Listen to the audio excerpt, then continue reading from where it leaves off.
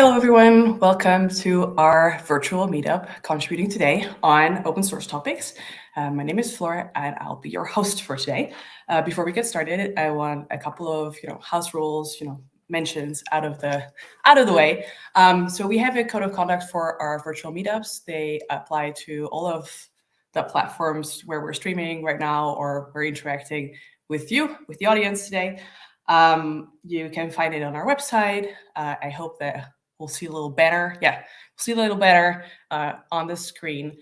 Please be kind to each other. We're here all to learn and to talk about open source topics because that's what really matters to us, all of us. So let's be kind to each other. Having said that, our chat lives on Discord. Please join the Discord server and ask your questions for our panelists today, or I don't know, post any kind of comments that you want. If there's maybe some topics that you'd like us to cover in the future, then definitely let us know and we'll see what we can do. If we can find cool panelists, or if you want to join a panel one of these days, then we would love to hear that as well. And when I say we, who am I talking about? So the three of us are who are organizing this are Nick Troch, Susanne Daniels, and me. Nick is a senior content developer at Microsoft. Susanne Daniels is the developer relations lead at Spotify, and I'm a staff developer advocate at Aiven, which is a database as a service company. I previously worked at Grafana Labs and Microsoft. All three of us are very passionate about open source topics and have worked and sort of lived, I guess, in open source for a longer amount of time. We started this meetup around larger events like FOSDEM and Hacktoberfest, the annual recurring events around those. And then at one point in time, we even had like these things on a weekly basis, which was kind of nuts because that was a lot of work. Now we're back at a healthier cadence and we're streaming at you every month. We have all the past sessions still preserved for you. So we have previous sessions on things like security, mental health, Rust, Python. So you can go check those out on Contributing.today/past-sessions. Or we have a playlist on YouTube, I believe, as well. Anyway, today we're going to talk about documentation. And we've invited three wonderful guests to join us to talk about documentation and docs tools, markup languages, potentially too. So I want to introduce our first guest, who is Alexandra White, who's a technical writer at Google. Hey, Alexandra. Hi, it's a pleasure to be here. We're so glad you could make it. Do you want to introduce yourself real quick to the audience? Sure. So my name is Alexandra White, and I am a technical writer at Google covering the Privacy Sandbox, which is creating a more private or protecting user privacy online while still helping digital businesses thrive. It's an open source project. You should check out privacysandbox.com. Yay. I hope that we'll have a banner at one point for that one as well. All right. The second person I want to introduce to our little panel is Tony Ibbs, also known as Tibbs, especially to me because I work with Tibbs every day. I get to work with Tibbs every day. And you're a developer educator at Aiven. Do you want to introduce yourself real quick too? I know that you're a recovering developer, so tell us about that too. Yes, so until December, I was a developer, the sort of developer or programmer who leaves a trail of documentation behind them. I was always the one the team would look to write the documentation or the incident report or whatever. I've been programming C and Python for a very long time. I've always had an interest in how you do documentation. And back in the 2000s-ish, I was on the Python.sig when we adopted, finally, restructured text as the Python documentation format, which is when I fell in love with it. And I've given talks on documentation and history of things and so on. So it's fun for me because I'm now getting to be a developer advocate. A developer educator. I get to be paid to do the thing I used to do part-time and to learn how to do it, hopefully better. Awesome. Are you wearing your docs earrings? Am I seeing this correctly? Yes, books. Yes. Yes, books. Welcome. Yeah. Awesome. Last but not least, definitely not, Scott Riley, who is the head of product and design at GitBook. Yeah, Yay. hi. That's you. That's me. Yeah. Yeah. Flo said it. Head of product design at GitBook. GitBook is a collaborative documentation knowledge management platform kind of thing. I'd encourage everyone to check it out because I think I'm legally obliged to say that because I work for them and we're talking about documentation and whatever else happens with that. I'm going to give a quick disclaimer now. I got a tooth taken out like 3 hours ago. So this side of my face is the good side. This side isn't moving right now. So ignore this side of my face. When I smile or laugh, I'm going to look like a politician. I'm going to look like I really don't mean it. It's literally just only half of my face currently works. So yeah, please forgive me. Is it too much to say I had oral surgery yesterday? So I really What is feel this? you. Are you? It's a conspiracy. It's a conspiracy. It's a toothspiracy. Okay. I don't know. Well, thank you both for making it. Although, like, that seems like something you would want to deal with, and not on a panel. But I really appreciate both of you joining. I know, Scott, you mentioned like, oh well, I tweeted about it, so there's no going back. Yeah, that's it. You tweet about it has to happen, doesn't it? Yeah, that's kind of the rule, I feel like. All right. I prepared a bunch of questions because I always have a bunch of questions, but I encourage everyone listening to definitely also post their questions in the Discord channel, and then we'll cover them here. But being the host, I have the privilege of just starting with my questions. So I would love to know from all of you, and we'll go like clockwise, I guess. What are, in your opinion, some examples of open source projects with stellar documentation, and what makes those really good examples? You would unmute yourselves. Yeah. Sorry, that was a question in the private chat. Who's handling the muting? Yeah. I'm assuming clockwise means that I'm first. At least I'm clockwise to me. So I was thinking about this question a lot, and there's just an untold number of open source projects with untold amounts of documentation. And ultimately, I think what makes an open source project with good docs is one that has dedicated staff for docs. And with that, WordPress. WordPress is open source. Their documentation is amazing. They have staff that is dedicated to it. And that's not to say it's not possible for an open source project without dedicated technical writing support to have good docs. It's definitely possible. But it's noticeable when a foundation, when there's financing behind somebody whose expertise is documentation. That's super interesting, and I totally want to come back to the financing behind documentation bit later on. I think Tips is next. Yes. Okay. I was cruel. I gave too many links for this to Floor.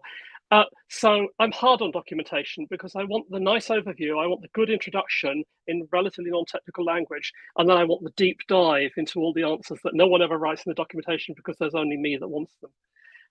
So my two serious candidates then in that case are the Postgres documentation, because that has all the stuff, but it also has decent intros and things, and it really does get all the stuff. So I can go and look up minutiae of optimization of SQL on there if I want, not that I do.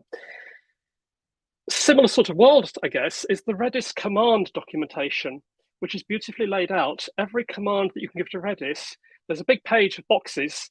You click on each box, you go to an individual page which gives you the summary of the command, why you might use it, how you might use it, and what the related commands are. And that's just wonderful because it actually gives you, it's not in the same deep dive, but it's all the related things. If I can give one silly one, as a markup language, there's a thing called Pollen, which is actually trying to be, what if LaTeX had been written in a Lisp? So it's written in Racket. And the documentation for it is an homage to typography and why we should be doing this and how we should be doing this. And there's just so much sheer enthusiasm there. I've never used it and I kind of want to just because of that. Yeah, I love that. everybody should have 2 serious examples and 1 silly one, I think. No pressure, Scott. Yeah, I was going to say I didn't get that memo. Thanks, Floor. Sorry. Yeah, for me. New rule. Yeah, my go-to for like good, I guess like traditional, traditional-ish docs would be Svelte or Svelte. I think what I like about it is it has tutorials. So I think like having a accessible starting point with tutorials, if you don't want to go all in on like the API, the component, life cycles, what's Svelte, like version of lifecycle and stuff like that, as super interesting. I think as well, like Svelte, they know where you're coming from. They're not trying to act like you're not sick of React and looking for something more fun to work with. So a lot of it, like they know where to like reference, and their writing style is very much like kind of gives the reader credit without making a lot of assumptions. I think you find that quite a lot throughout the Svelte stuff. And they have a REPL as well, so it's basically a sandbox if you want to like screw around. So you could realistically get to grips with everything that Svelte has to open on one site in 3 tabs on your browser. Sit there for an afternoon with a coffee, and you can write a Svelte app in their REPL or REPL. However you, I don't know how we do acronyms anymore.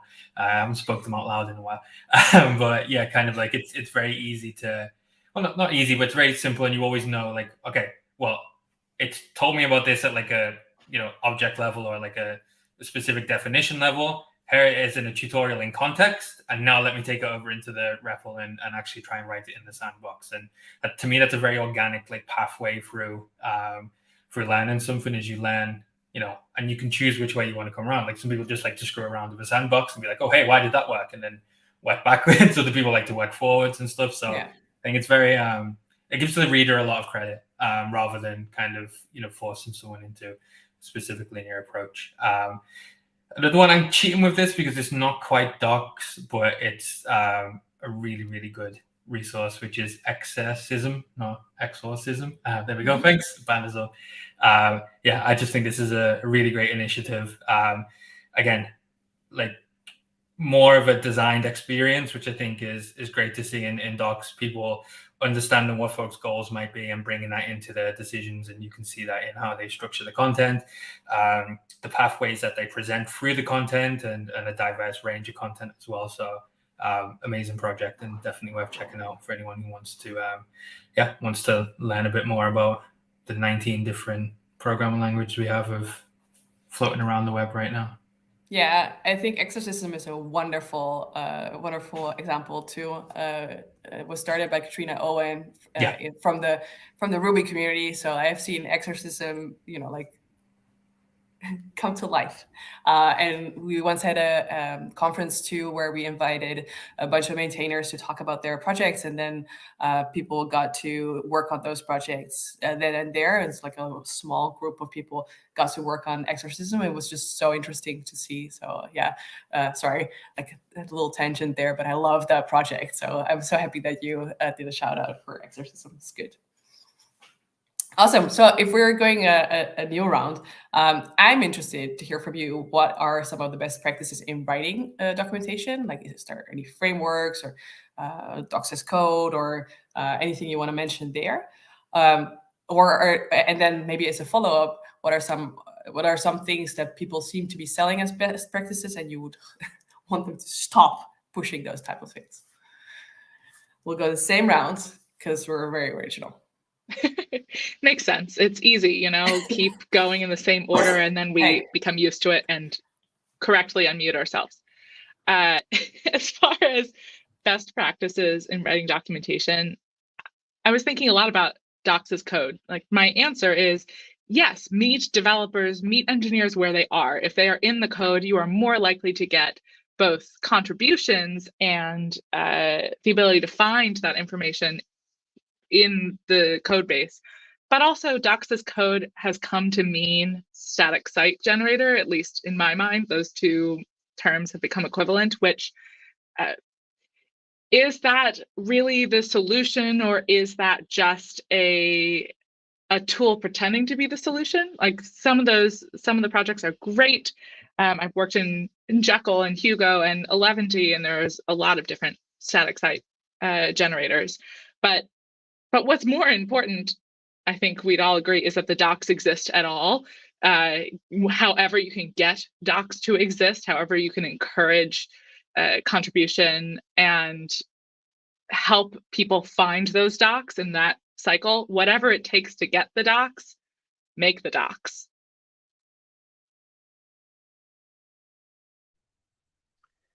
Okay. Right. Two rather different things. I was really excited many years ago to see Daniela Prakida talk about what became Dietaxis. So I was really pleased when applying for the Aiven job to find out that we were doing something a bit, at least hoping to follow Dietaxis. So I like the idea of trying to say, these are the types of uses people want our documentation for. Let's try and write to those types so that we're not just writing random stuff that we hope will be useful. And that extra bit of discipline, I think, helps. Whether those are the best 4 types, we're early in finding that out, because I don't know that people have been talking much about this before that. A separate thing is I'm a firm believer in, if possible, having your text be text. Because if I have to use Word, well, for a start, it's going to blow up every so often. If I try and make someone use LaTeX, they're just going to say, not going to do that. But so if we can have something relatively simple that can be in any text editor, then we've won. And you can then put it out into things that will let you do reviews. I really love reviews. Having stuff reviewed is so wonderful. People telling me how I can improve my text and end up sounding more like me or less like me, if that's important. So I kind of think that's a democratizing thing, not having reliance on any platform. You can still use the platform at some stage, as you say, to produce the actual final website or something, but keeping plain text as far as you can. And I suspect that will come up when we get to accessibility as well later on. Okay, I'm done. Fairly certain. I also, just as a short interjection, like we're at Aiven, we're also migrating some older sort of help articles into this new framework. So it's not only writing documentation from scratch using a framework, but also trying to sort of wrangle existing documentation as well, right? Yeah, we're also doing the interesting thing to me of migrating towards an open source documentation. So our documentation, anyone can come along and contribute, please. Which is exciting. It is. Sorry, Scott. No, don't apologize. I like going last because I get all the insight and then longer time to think. So I feel like I'm cheating. Yeah. I think like for me, I definitely agree with what Tibbs said. Sorry. In terms of kind of have text as text, have it as portable as possible, as reusable as possible. It helps you migrate if you need to migrate. It helps you, like you're saying, review if you need to review. If you've got a bunch of engineers in GitHub and they want to stay in GitHub in Markdown, find solutions that work and integrate well with that without kind of at the end of the day, if you are sticking to a kind of accessible broad format, say Markdown, for example, then you can meet folks wherever they are, right? Like you can bring them together in different ways, whether that's through GitHub Actions, whether that's through GitBook, yeah, shameless plug, whether that's through all the other tools. Smooth, very smooth. Yeah. Thanks. Even with half a face. Yeah. I think that's really important. Another thing I think as well is user test your documentation. Like I don't know any designers at a startup who don't either conduct or want to conduct or observe or want to observe people using their stuff, right? Like it's natural for me as a designer to say, hey, like I want to see someone using this so I know if I'm doing right by them and if they can actually do it. I don't see many people doing that with documentation. Put it in front of someone and ask them to read it, and then ask them what they learned from a page in your documentation or something. Obviously, be mindful of that you're asking someone who could ostensibly be part of your target audience, but don't just like throw it in front of like some randomer on the street and ask them about like approached as fucking Semver or something like that. But you know, within your target audience, at least, like, user test your documentation. When you're writing your documentation, write it with outcomes in mind. People come to your documentation with a goal that they want to achieve. It's either to learn more, it's either for you to tell them why your project is good and worth trying out, or it's to compare your project to something else. No one just, like, you know, I'm going to break some hearts here because everyone loves documentation, but no one goes to your documentation for fun. No one does it. Maybe 2 or 3 people do, but no one comes to our docs for fun, right? We go to our own docs for fun, maybe to show how good the job we've done. But people do it with a goal in mind, right? You pull up a docs page, you want to achieve something, or you want to find something out, learn something. Be aware of that. Like, find ways to understand what those goals are when people are coming to it. Talk to the people who will fundamentally have to read the stuff that you write. And, you know, just like, I mean, for me, this is natural because this is what we do in design all the time. We talk to people who might use our product, and then we have really good ideas from those interviews and those conversations as to how we can make our product better. Documentation works exactly the same way. You know, put it in front of people. It's like when you're coming to, especially for open source projects where they can be, you know, like, very, very kind of personal to folks and stuff like that. It's a good way to get some objectivity into that.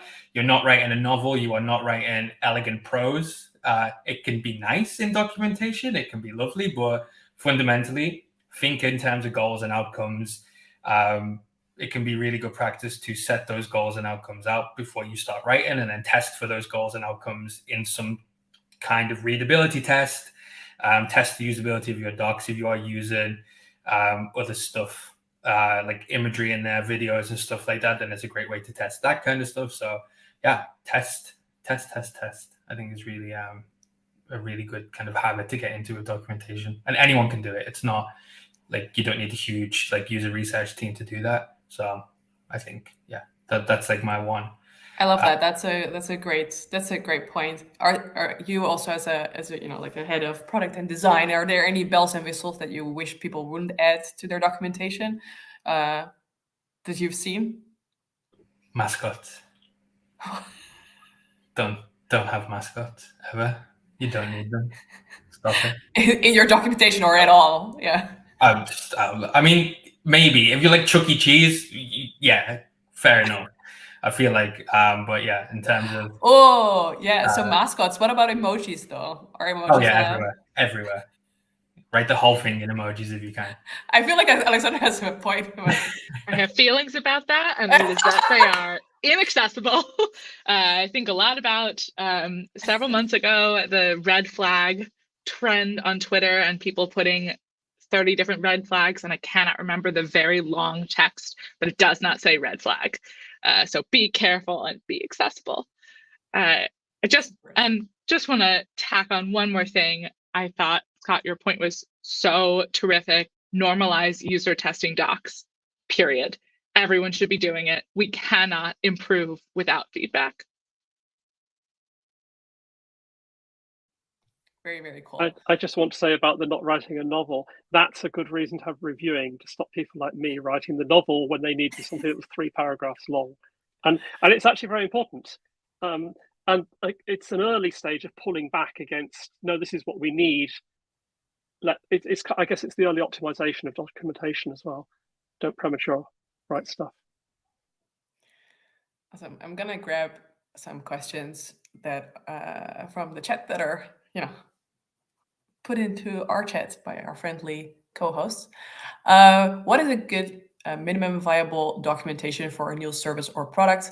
What should you have from the get-go, and how do you evolve from that? Gonna start with tips.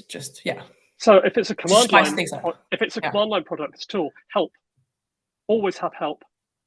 Never have a command where you type it and it just does something without, even if that means you have a -run switch. It should never do something without you telling it to do something, or it should come back with help immediately. And writing good help is really hard. Command line writing tools generally don't help you do it nicely, so you're fighting them. But it's better to have badly formatted help than none. And if you can get people writing documentation early in the stage of the development what we think this is going to do, because that will feed into both, for them, it will help them think about, oh, that doesn't make sense. But for you, it gives you early feed into what they're thinking about. Alexandra? Making sure that there is an overview document that is not already in the weeds feels really important. I feel like often documentation comes later in the process than me as a technical writer would like. Having it early to be able to very clearly articulate what the goal is, even if it's not a fully fleshed out project yet, what the project and what the product will do, ideally what you plan to do, as well as just a very clear, short understanding of what it does right now. That should be number one. And also how to get set up. If it's a plugin or any sort of install process, folks can possibly poke around after that. But if they don't know how to get started, they won't be able to use it at all. Yeah, nice. Scott? Yeah, not much more to add, to be honest, to what Alexandra said. I think a quick start of some kind is always great.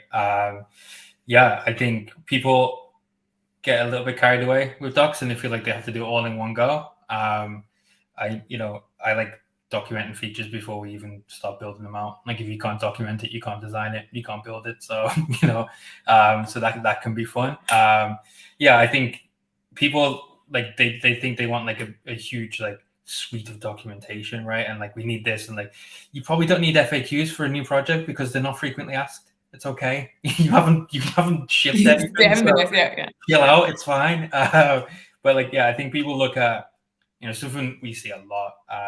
People look at Stripe and they're like, right, I need all this. And it's like, do you know how many people and how long it took them to make that? Like, chill out. Like, don't look at Stripe. Look at the open source project next to yours, right? Like, so yeah, for me, like as long as there's a good approach to getting started, and if it is an open source and you do want contributions and you specifically want contributions to your documentation, ask for that. Don't put a contributing.md file up and it's all ways to contribute code. Like people want to contribute more than code to open source projects. If you have your documentation within your code, great, like, fine, but separate if you are using a contributing.md, and when you write your code of conduct as well, write your code of conduct for people who write the documentation alongside you if they are helping open source. I feel like that's maybe a bit specific. Maybe the question was a bit more broad than that, but if you do want open source contributions that aren't code, then ask for that and tell folks what you expect. And yeah, I think as well, like with that comes things like, if you do have content guidelines, I guess for like a personal project, maybe you're not thinking that far ahead, but if you are looking for contributions, then make sure that you guide folks into the right way of wording things. For example, you should want to be inclusive and accessible, and with your wording, then tell folks that. Set up natural language linting if that's something that you want to do for that. But then we get into bells and whistles, right? And the question is what MVP, so I'll shut up. Tibbs, you wanted to respond to that? Yes, again, it comes back to, for an open source project, go for triptych, 3 things maybe. The README, which, as you say, must tell you how to get started, and you need to keep it up to date. So get someone who doesn't know how to do it to redo it every so often, because that will drift, especially as versions of things change. The contributing guide, which again, yes, definitely talk about how you can contribute to everything. If it's on GitHub, then that's talking about PRs and things, so that simplifies it. But talk about what you want contributing. And if you've got documentation and you're using docs as tools, explain how to install all the things you need to test the documentation as well, because it's very easy to forget that. And thirdly, get the license up there, because some people will not want to contribute to things with particular licenses. And that matters, so don't lull them in with a false sense of expectation. And also consider, do you want the license for the documentation to be the same as for the code? It doesn't have to be. Oh, that's interesting. Yeah. Since we're all talking about contributing to docs as well, maybe we can talk about if people want to start contributing to open source docs, what should they absolutely know or do or learn before they do? Or is this on the open source project side for them to prepare and make sure that the person is ultimately prepared to do so? So one answer is find a project that will welcome you in and teach you stuff. So maybe you don't know how to use GitHub or Markdown or anything. Some projects will say, yeah, just shove stuff at us. We'll sort it out. We'll teach you how to do it. So if you're using Markdown or restructured text, someone gives you plain text, it's really easy to turn it into the right thing. If someone knows just enough to get a PR in, it's easy to nurse them through the process if they're willing to be patient with you. So just get the minimum in and then ask. And again, that's probably worth mentioning in contributing. If you're willing to help people, to tutor people, then that's worth saying. Oh, yes. Right. So I'm reading the comments that are coming up. I love that. Alexandra, do you want to go? Yeah, Google has a program, Season of Docs, and I can say I don't work on that program. I work in a very separate department, but I'm really excited about it because it puts documentation as a priority, as something that matters, and it again has funding, which is something that I talked about earlier, and it connects writers or people who want to do technical writing with open source projects to contribute. And there's a lot of documentation around that project itself. It's still open for another week for writers to contact the companies that have been accepted for a Season of Docs. But being able to go into a program where there is support, where you can ask questions and you're not just poking around and trying to figure it out, is really useful for your first project. And if you are more seasoned, if you go and you find, if there's something that you care about and it's open source and the license, that's so important. The license is something that you feel comfortable working under, go and contribute. People, generally speaking, I think people are excited when documentation updates are suggested. So if you use something and you love it and you think, wow, these docs could be better, go and make a suggestion. It's wanted. Yeah. I think that's I think the thing I'd add to that is not to self-select out of contributing because you don't think you're technical enough. Exactly like both folks have already said now, like there's people generally, if they're asking for contributions to their documentation, they will be extremely happy if those contributions come in because not many people do it. And you don't need to understand the product or sorry, not the product, but the project or the tool, whatever it is that you want to contribute to the documentation for. You don't need to be an expert in that, or you don't need to be an expert in, most of the time, it's great that you're not, because you're like, hey, this was like way above me. You've wrote this, like, I'm an expert in this. Let me try and it took me 2 hours to figure it out. I'm going to rewrite this into one paragraph and I'm going to save you the stress of having, 60 different issues in your GitHub repo because of this. And even things like, if you're looking through and it's very text heavy, try just going in and adding some screenshots or some GIFs of some of the processes that they're describing in the documentation. If it's for a product and you use that product every day, jump in and record a GIF of you doing one of the actions that's documented in there. There's one thing with documentation that we never have enough time for. It's assets, right? So if someone comes along and does that and puts it on a nice background or anything like that, if you do have brand guidelines in there with your repo as well, then there's many different ways you can contribute to documentation. And a lot of the time, not being an expert in the thing you're helping document is extremely useful. So yeah, that's the one thing I would add on top of the already great points. Awesome. Yeah, we talked about it's been mentioned, accessibility and inclusive language as well. Can we start with what do accessible docs look like? I'm going to start with Alexandra. Accessible docs are good docs. If anything, accessible documentation, it's important to think about folks with disabilities and making sure that they are able to access your documentation however it exists. But anything that you do to make your documentation more accessible will make your documentation better for everyone. Everyone benefits from accessible documentation.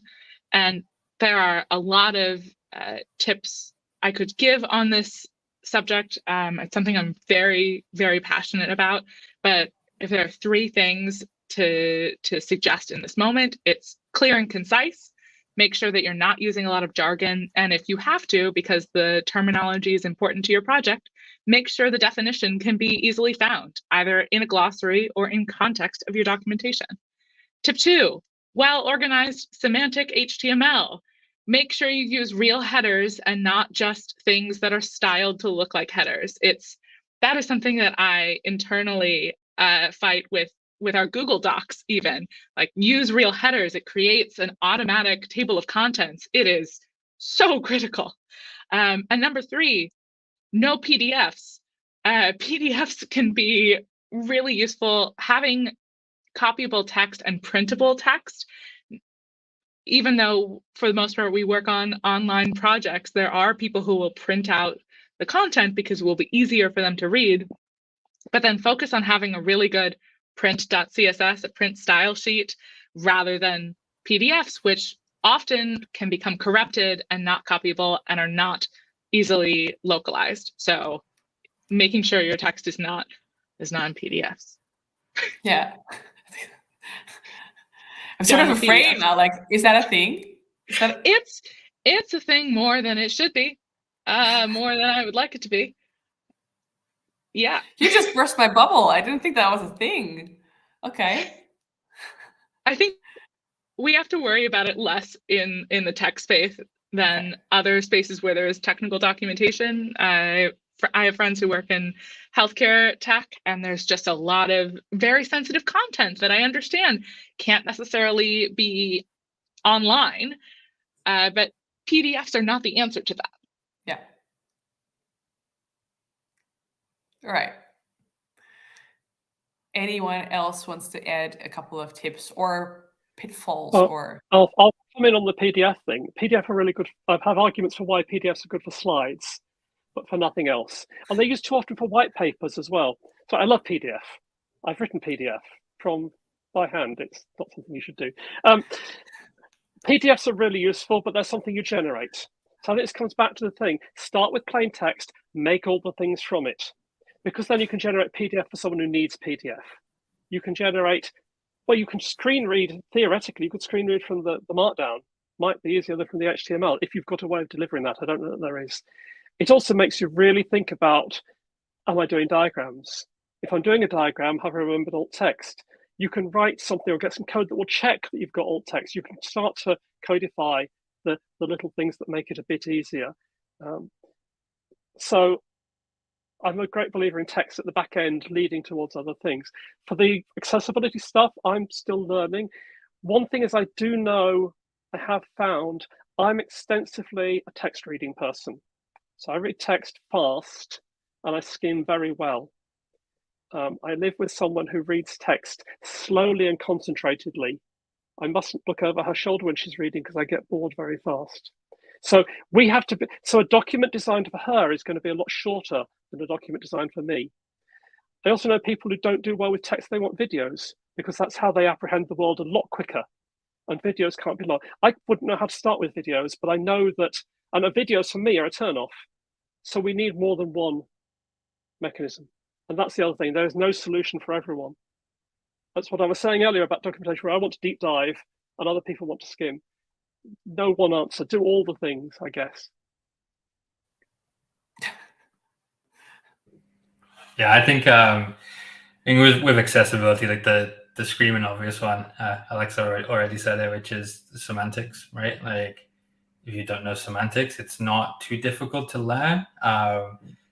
difficult to master, especially with HTML 107.2 or wherever the next version is, and the different elements they'll be adding. But get up to speed on the basics of semantics. It's, you know, again, going back to text at the back end, you have a way of having text, but you also have a way of giving meaning to that text. Everything else is decoration. And then you have these abstraction layers, whether it's CSS, whether it's, you know, importing that into what your product of choice or anything like that. You have these abstraction layers that say, hey, okay, I'm going to make a decision here about how to show a H1. I'm going to make a decision here about how to differentiate an image caption from the alt attribute of an image and all that kind of stuff. Like, but if you fundamentally are producing good basic text with correct semantic, what's the word I'm looking for?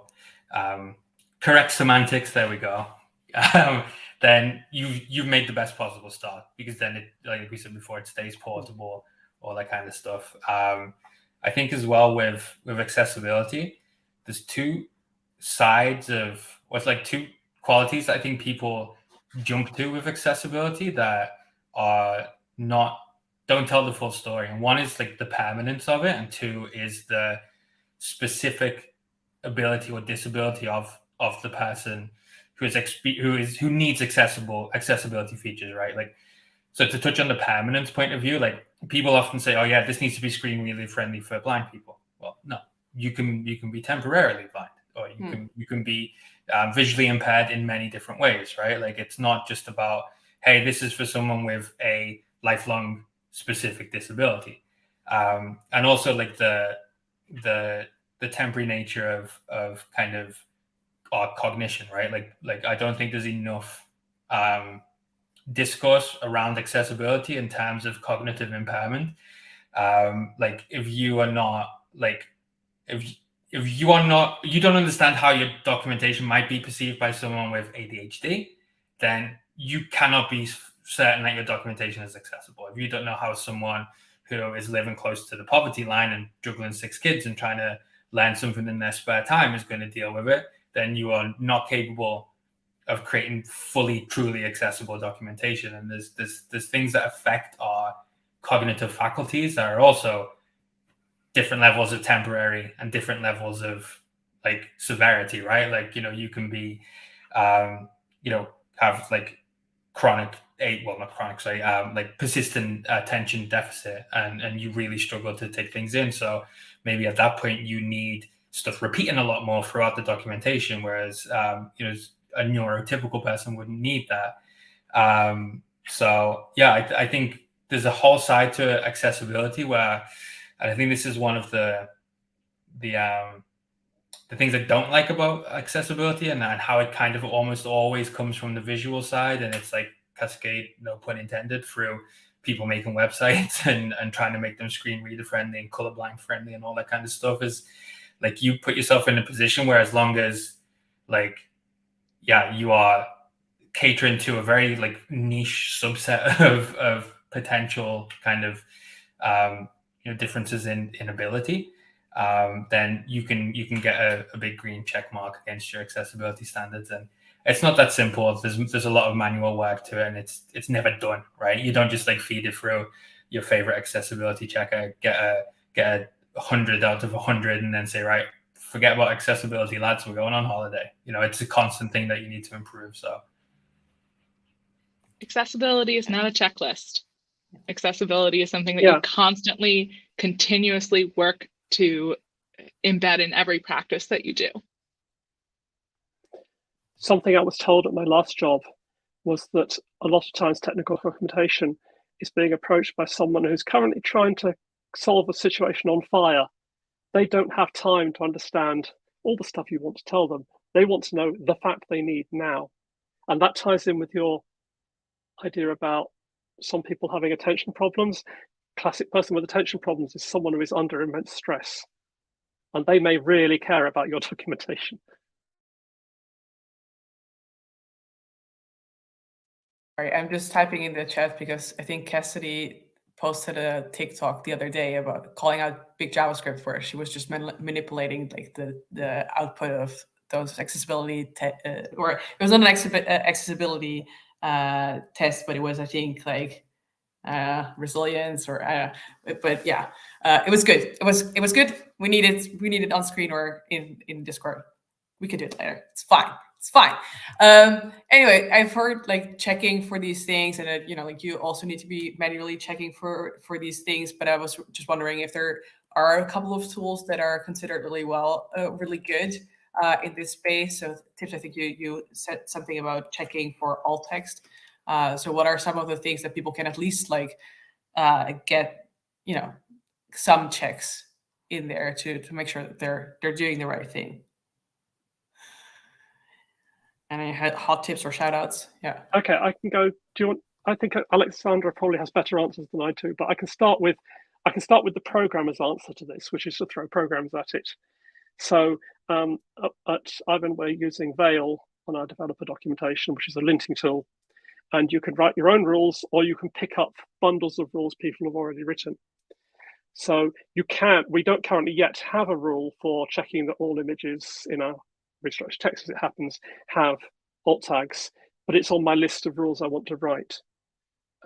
We do have rules for picking up certain forms of phrase that we don't want to use. These aren't for accessibility purposes. These are for catching, we mustn't call this product this, we must call it that. And we've got rules for instance, reminding us to put the registered trademark symbols on places that they belong just enough. If you put them everywhere, the text is unreadable. And those can go a certain way. They can also find things like and or the for you. There's a tool called Alex, I believe, and Veil has an Alex mode, which will look for words you probably shouldn't use or phrases you shouldn't use. And also that includes things like simply and easily and words like that. I very much like using simple, and my colleagues are very good at spotting me doing it. Partly because it's important, because my definition of simple and easy is different than theirs, because I'm a long-term developer. I do weird stuff easily because it's fun, and that's not what real people do. So this, you can go so far. This will automate a lot of the boring stuff. It will catch a lot of the boring things. It's not going to catch the important things, but it will hopefully take care of a lot of the stuff you might forget about because it's boring. Right. And I think that the other thing is that Veil has just introduced the ability to make packages, which is making it easier to distribute chunks of things. So we've already got the Microsoft Style Guide, the Google Style Guide. I think they're already encoded as packages. We're hoping that one day we'll get some of the stuff we've done either out there in one way or another, or as a package and so on. So there's the ability to share these things and add them all together. You don't have to use one or the other. And I think that's important as well, because if, for instance, Google does certain things and finds out they can actually check automatically for things and lets everyone else learn from it, that's really excellent, because it means we can all help lift ourselves up. Yeah, I think Linton is really interesting, especially like some of the like natural language processing we see around Linton and stuff like that. I think it's great. Similar to, like, I'm not a developer, that's in the past. We don't talk about that anymore. But like what I liked about linting was that it highlights these things, and you can just like go through and check the boxes and say, hey, cool, I did mean like that instead of that. Let's go. Or like it raises questions, right? Like, okay, why is this being flagged? Like, what is it asking me? What is this linter asking me to do? And I think in those situations, like that's almost a resource unto yourself. Is like, okay, and then it comes to like questioning the linter itself, right? Like some of them are based on machine learning, in which case you look at the natural language processing, and then you have this whole other like barrel of laughs where you look at what the algorithm is being fed with and all that stuff. But yeah, I think using it as like a self-referential, or like almost like a self-check of like, hey, I've wrote this stuff and my linter that I'm using for a reason has flagged it. Like, how do I stop making these silly code errors? And when you apply that to text, it's a very good way to like introspect on your writing style, the words that you might use. Do you still use master slave for some godforsaken reason? Do you still use he or she, gender binary pronouns? Like just use they and them. don't be an idiot. It's 2022. It's easy enough. Yeah, like just like kind of things like that. But, you know, it's easy to be nonchalant about that. But if you are someone who wants to do better in that regard, some people don't care, wherever, that's fine. These tools aren't made for them, or this introspection isn't made for them. But, you know, if you do care, it can be a great resource of just saying, hey, Linter has flagged all this stuff up. I'm going to explore this a little bit more and actually like sit down and take the time, do some, I don't know how many documentation writers like to do etymology research, but it can be fun on a Sunday afternoon with a coffee, figuring out where all these words came from. But yeah, it's a good tool for just introspection as well. I agree with everything that has been said. There's nothing in that space to add on to. Use linters. They are amazing, and it solves a very straightforward problem.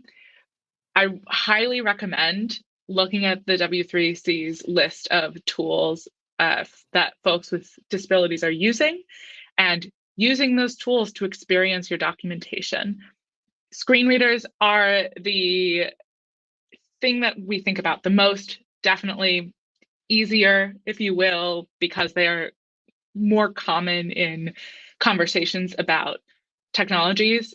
But have you used a screen reader before? And it will be hard for you if you are not a regular screen reader user to learn the ways to navigate it, but it will show you something in a way that you otherwise won't understand. But there are various other tools, magnifiers, there are other visual audio tools for helping people experience the web, as some folks with permanent or temporary disabilities do. And that's also, it's again, just one area of accessibility. There's so many cognitive disabilities that should be in more consideration, different learning styles, and there aren't really tools for that. It's so manual, the things that we have to do.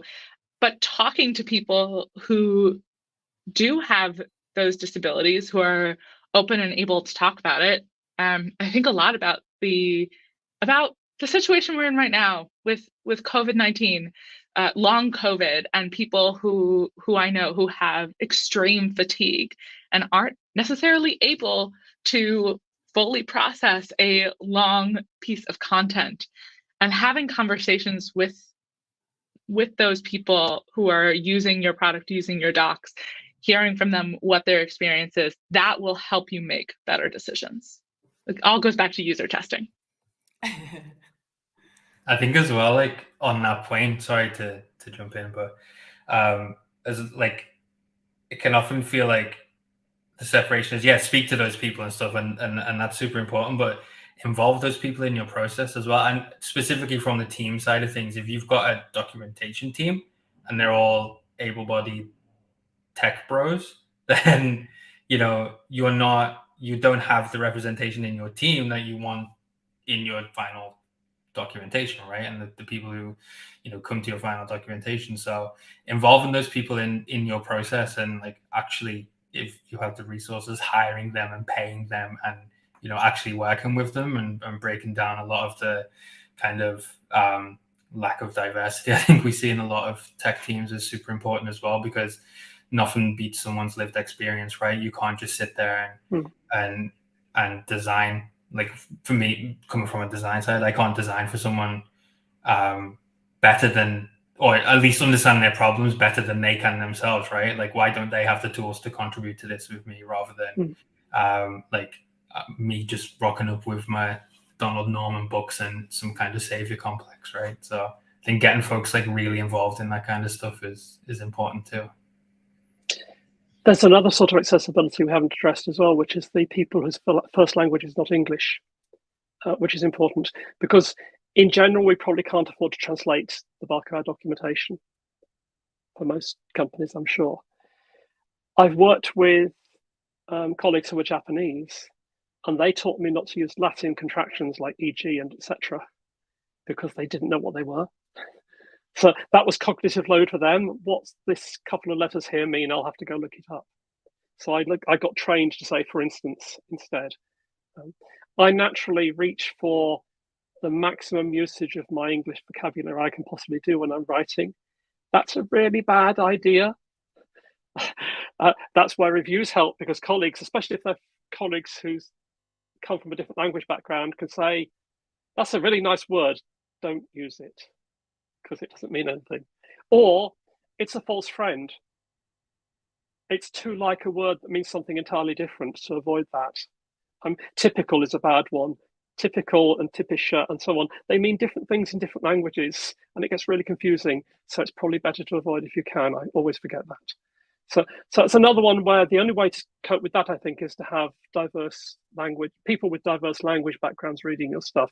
I don't think this one's automatable at all. And you're going to hit a new every time you go to a new set of cultures and languages. Cultural assumptions I'm not even going to go into, because I don't know how you do anything about that. But the language thing is quite important. Also, I have a lovely copy of the French standard for ISO date and time, because I was at a standards meeting in Norway once, and we were trying to do something with date and time, and I went, oh, good, the French, I can do with the French thing. I did French at school. French standards are almost like English standards. It's technical French. And they were going, but we weren't taught anything about French. We were taught German or other languages in that area. None of the Norwegians knew any French. It was entirely opaque to them.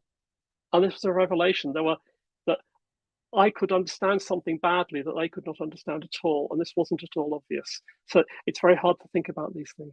Sorry, that was a side tangent. No, I love that. That's really interesting.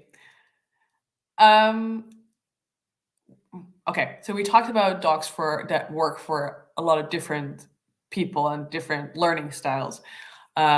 Effectively, you need to do all of these things. How do you even structure that in a way that, like, say you have people working, on your documentation, and it's not just you trying to make sure that, people know how to use your product or your project. So say that you can have all these nice things. How do you structure that in a way that makes sense to people and that they know where to go to find what piece of information? I mean, I've seen documentation alongside, like, some companies found their like university, and that's done mostly more like video content. Yes, no, knowledge checks, maybe yes, no. Like, how do we make sense of this? Like, how do we design for this? I said design, so that's Scott. Yeah, exactly. Yeah. It's like, information architecture is my short answer, Scott, please. I mean, that's the only answer, to be fair. It's information architecture. Yeah, I think the main thing is understanding that your documentation doesn't need to be unique or innovative, and a lot of the time it's better if it's not. People don't want innovation when they open documentation. They want predictable structures. They want to they have a certain mental model that they bring to this engagement with your documentation, right? And if you break too far from that mental model, then they are going to be pretty confused people, because they had one set of expectations and you've like debased that completely and just took it in a completely different way, which is great if you are like in a black metal band or something like that and you just want to like shock someone from the middle of nowhere. It's not too great if you are like, writing documentation that's supposed to be accessible for everyone. So I think looking, from a design standpoint, the way we would do this is we would do competitor analysis. So look at other projects. It doesn't have to be competitors, but talk with the type of people, like I keep saying, talk with the type of people who you expect that will use your documentation. See what else they use. Like, what other docs do you use on a daily basis? And look at the tools that they use as well. Like, do they use GitHub all the time? Like, can we take some of the mental models from GitHub and bring that into our documentation in some kind of way? And I think, like, fundamentally, you start by understanding your audience, right? That's the simple, well, not simple, but it's the straightforward answer. The method you go about that there's thousands of different ways to do it, but yeah, competitor analysis is a good one. You want to understand what people expect, and then you can at least make a conscious decision throughout that process of whether you adhere to what they expect, or you like break away from those expectations to make a point and stuff like that, or to be funny, or to have a bit of character and stuff like that in there. So yeah, understand what people expect and then decide whether you give that to them or you slightly play with their expectations, and then close the loop by user testing. The whole chunk in the middle, that's on you. Go have fun, be creative. Very cool. I would love to know is, say the people that are listening are all, technical writers within, they're just waiting to come out with their little shells, and they want to find communities of other technical writers and people that are excited about documentation. Where should they go? Alexandra, do you want to go first? All right, Write the Docs is what an incredible community. I stumble because I really discovering Write the Docs not so early, but not so late in my journey into technical writing. It felt like a community of people who thought like me and cared deeply, passionately about making things better for users. And everyone is welcome to write the docs too. Developers are welcome to participate in conversation, and we want to hear from people who are not technical writers because it just helps us do our job better. I'll go with that. I came across Read the Docs, which was before that. So Read the Docs was an early stage of, we need a place people can put documentation that doesn't cost them anything. So they can just put their documentation there, and we can tie it into GitHub. So when you do a Git push, it'll update the documentation and things like that. Read the Docs provided that and was wonderful, and they were helpful, and it's free. And then they went on and founded Write the Docs, which says, and here's what you do to make the stuff. And everyone who cares about documentation is welcome. And that inclusivity was so wonderful. It's a lovely community. And they have a Slack groups or whatever. A lot of the things we've been talking about are talked about there. It's a really lovely place. Yeah, Write the Docs. That's the one, isn't it? That's like, does anyone need more than one niche community? I don't think so. No, I don't think so. The other answer I'm going to have now is GitBook, because we want to hire you, because we like people who also like documentation. So another shameless plug. It's fair. It's very fair. Yeah, very cool. I mean, Write the Docs has it all too, right? Like conferences, meetups, mailing lists, everything. Yeah, definitely can recommend. It's a lot of super interesting resources out there. As we're doing like happy and like, to my fellow organizers, we really need to get panelists that disagree with each other more often. Like, no to ourselves. Can't always be so merry. Anyway, that should be a question. What do we all disagree about? I have no idea. Oh yeah, unpopular opinion about documentation. Go.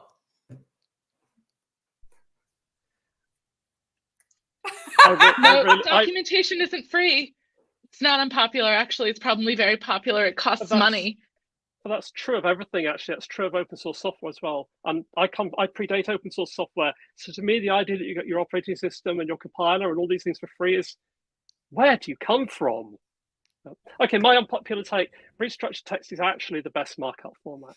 And I can explain at very great length. I can attest to that, actually, but yes. Documentation should be boring. For good values of boring. I think that legal documentation is some of the best documentation to write for exactly that reason.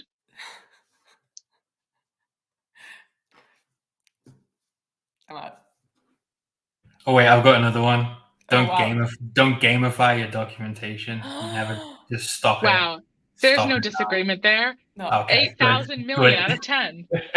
Yeah.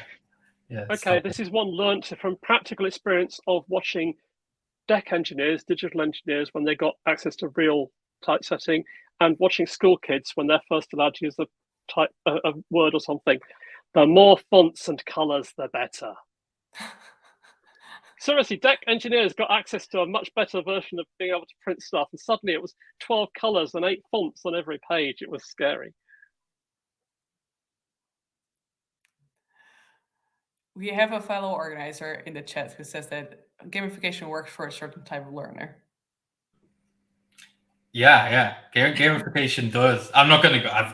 I've literally wrote a book chapter on this. I'm not gonna go start talking too much about it. But yeah, no, for sure for learning for sure. But it's a very like structured approach to learning, and it ties in with like intrinsic motivation and stuff like that. But yeah, I think talking more about traditional docs, like, hey, read this page and you'll get a gold star or some stuff like that. But yeah, it depends. It's always the answer. Yeah.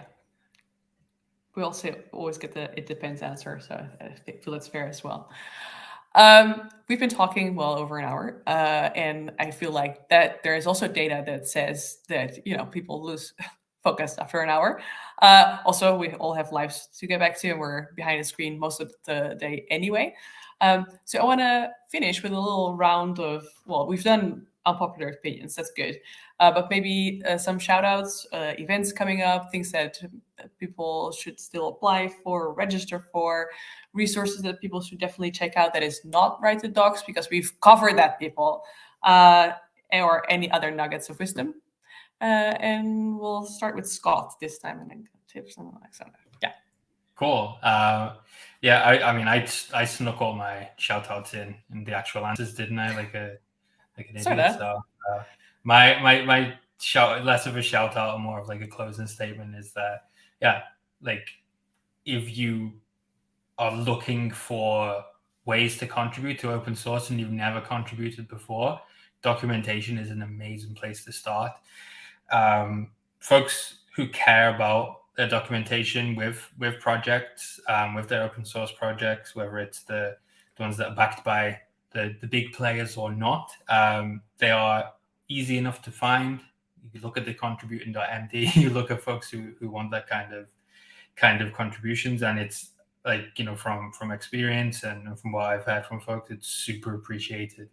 It's a great place to start interacting with other people who are interested in open source software, and it's a great way to get some of the community aspects that you would get that were traditionally, I guess, gate kept by software engineers, and that's not the case anymore. And it's fantastic that that's not the case, but there's still a huge discrepancy between the open source code and everything else that kind of gets banded into that like extra 5%. But yeah, everything from fixing typos through to suggesting rewrites through to contributing assets. Like, if you do want to jump into open source, but you are a little bit kind of, I guess, experiencing some trepidation about actually contributing code, start with the documentation, and then you'll learn that actually a lot of folks are really welcoming and appreciative of this stuff, and it's a great way to get into that kind of thing. So yeah, that's my shout out. That isn't really a shout out. Okay, bye.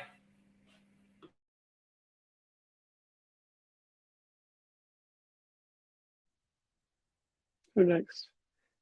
I can say Scott stole everything I wanted to say and said it better. Subtext on that. I hadn't thought of this earlier, but an awful lot of program code has comments in it. People get terrified about comments. A lot of programmers get very suspicious of them because they're text. Going through checking the comments makes sense. It's probably very worthwhile. A lot of programmers will thank you. Well, they might not, but they probably will, for making sure the comments are still true, because it's very easy to change the code and not the comments. And if you understand the code but don't feel up to writing it, reading it enough to check that the text around it makes sense is worthwhile. Checking installation guides. Everyone will actually love you because no one wants to do that. Entirely separately, please do not invent a new markup language. Almost certainly, and remember what I said about loving restructured text, almost certainly you should be using a Markdown, and preferably an existing implementation of it, because it does 90% of what everyone wants most of the time. And what it doesn't do is very often what you shouldn't be doing in the text you're writing.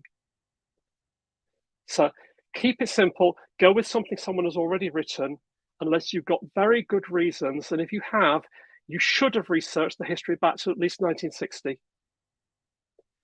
Because if you don't understand that, you'll invent some of the weird wiki formats out there, and you don't want to do that. So basically, Markdown is probably your answer. If it's not, it's probably restructured text or actually doc.